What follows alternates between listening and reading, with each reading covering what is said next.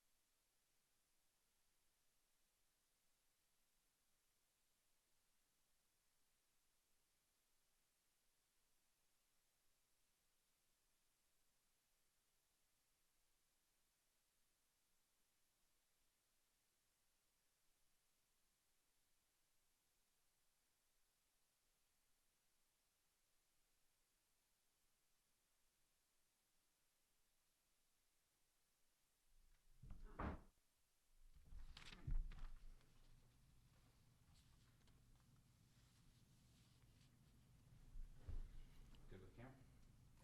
All right. So let's start with an opening statement from the coach and then jump right into questions. Coach McCaslin. I told the team just briefly that I was disappointed in our competitiveness.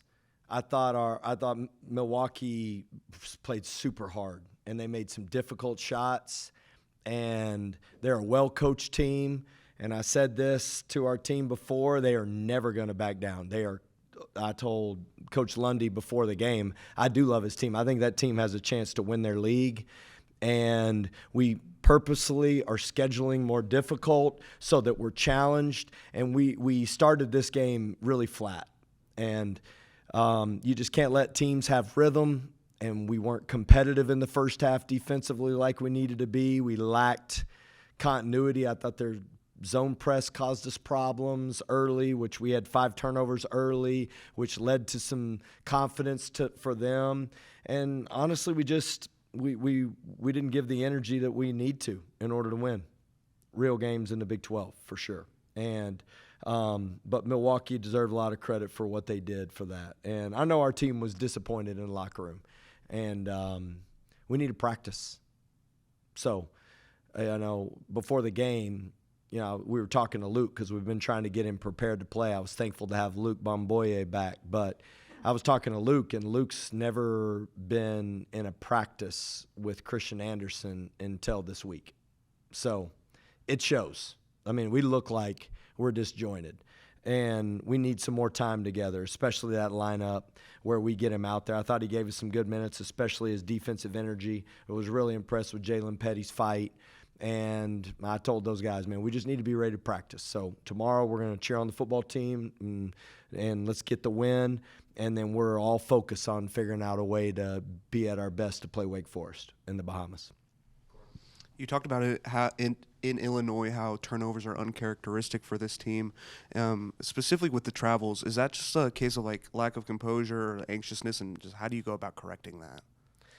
Well, part of it is they put some bodies around you and double team you, and some of them I didn't think were repeaters.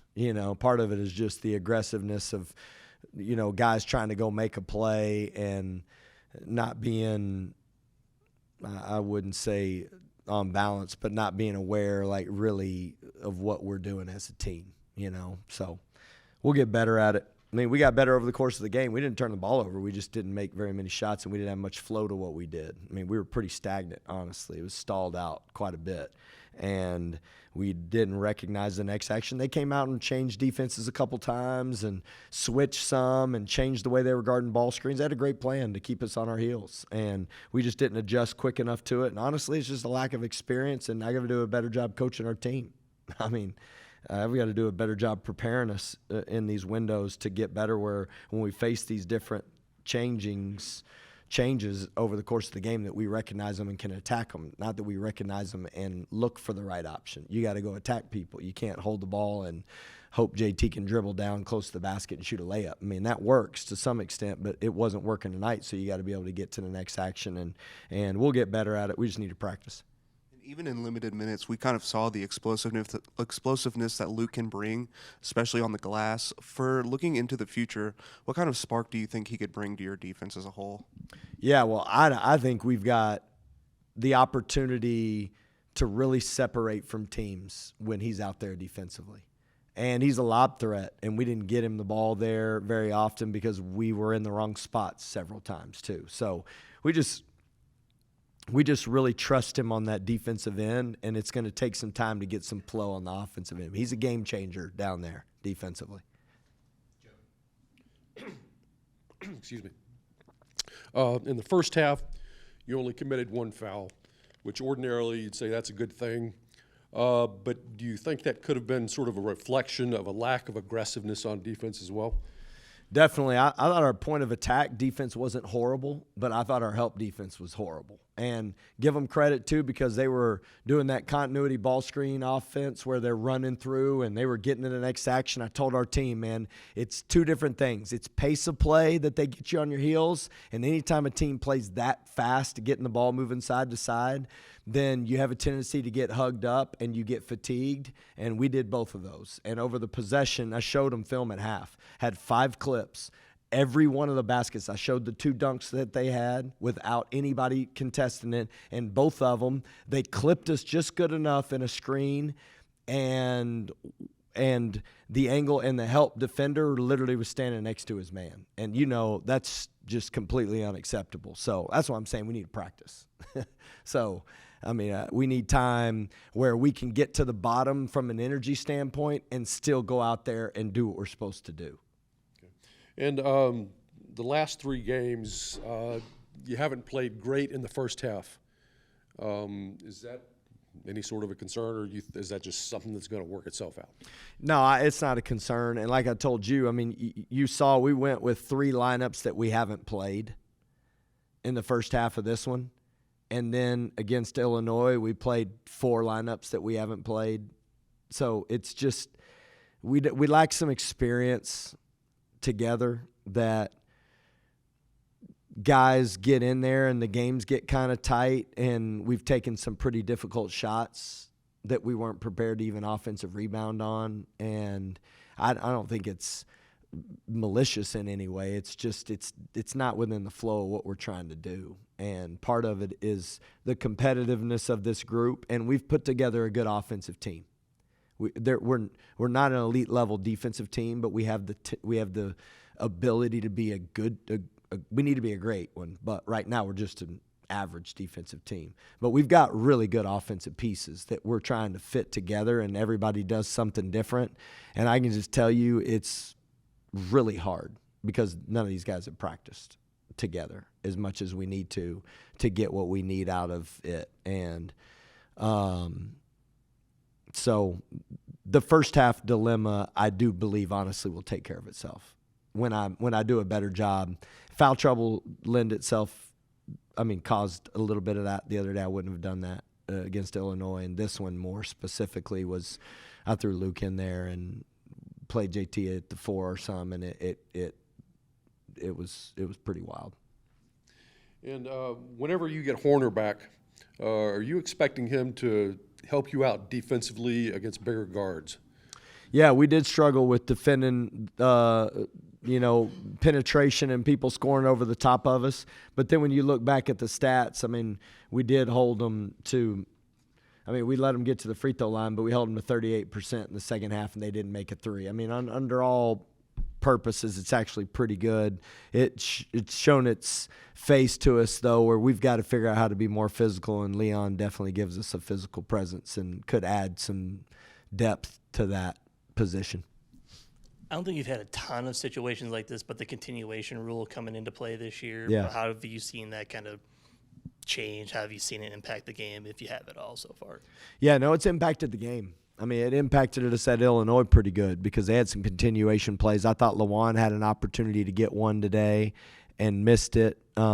Christian fumbled a couple in transition, but if you pick the ball up and you take a step after the foul, you can shoot it. And I do think that it impacts the game. It hadn't benefited us yet, and probably practicing would help. And I know it's kind of weird he led your team in scoring and had the most shots, but do you think Christian could stand to even hunt his shot a little bit more than what he is right now? Yeah, and that's what we've been challenging him with. Like, even though we're running some actions, like how do you still keep people on their heels? And he tried it tonight. I thought he was better than what he'd been. And there's this balance because he's such a good scorer. You don't want him to shoot everything off the bounce. You want to try to get him in a catch scenario. And that's where the more time we get to play together, we can maybe get him to that second action where he doesn't have to feel like he's trying to do it on the first one. And that's where some continuity in practice will really benefit this group because we're going to play JT and Luke together. So that's happening. And with the way Luke is a lob threat and JT can drive it from the perimeter and make a 3, it's just going to open up, and it'll give Christian an opportunity, I think, to be in even a better position to look for offense, weirdly enough. And, I do think the more he thinks shoot, the better we play.